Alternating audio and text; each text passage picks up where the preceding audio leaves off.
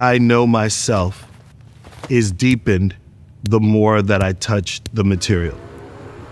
Spending the day touching with love deepens my understanding of the world of objects and the relationship between objects and me and objects and others. My name's Theaster Gates. I'm a visual artist. This project at Luma was an opportunity to think about my history with making and with the idea of skill and skill production.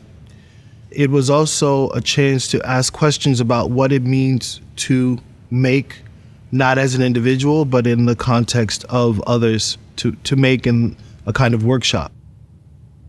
In the first year, my project was called Minmon. I was exploring the use of locally made goods in Japan, the ways in which Japan had impacted my life, which included conviviality.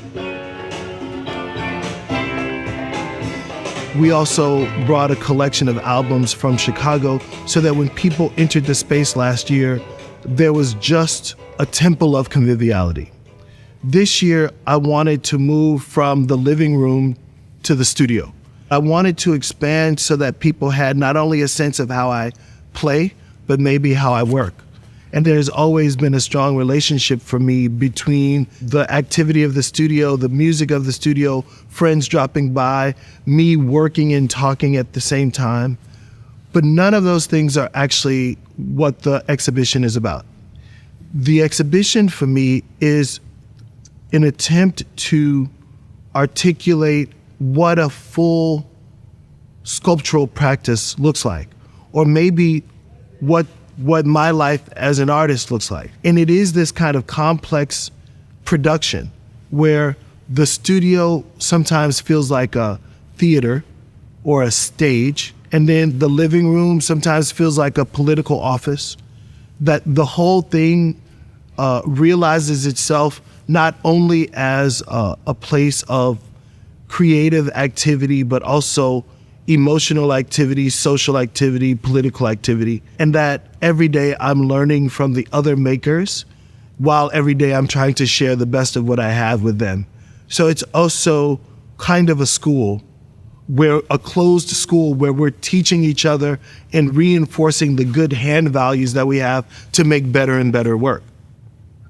When I was asked what I would do in the space, I intentionally didn't want to create an exhibition. I wanted to create a place of production.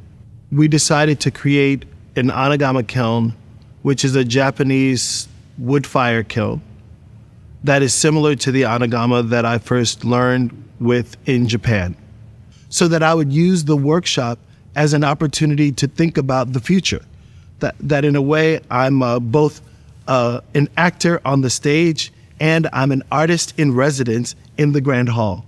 But I also felt like if, as a result of this exhibition, we made an investment in infrastructure, kilns, tools, material, human folk, that beyond the life of the workshop, beyond the 3 months, we would be able to do things in Arles for a very long time, another 20 years.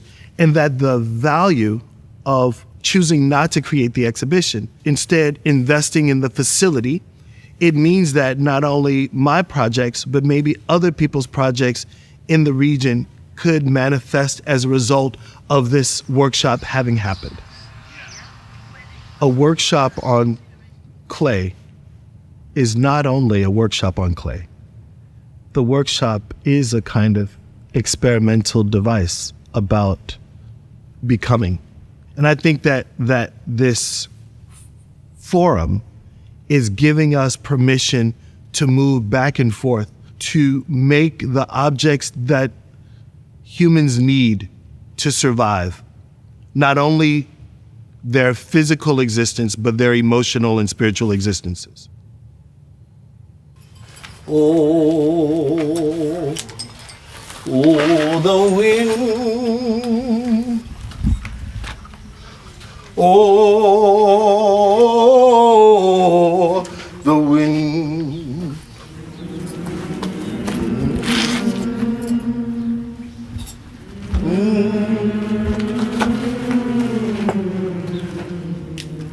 Yeah. beautiful.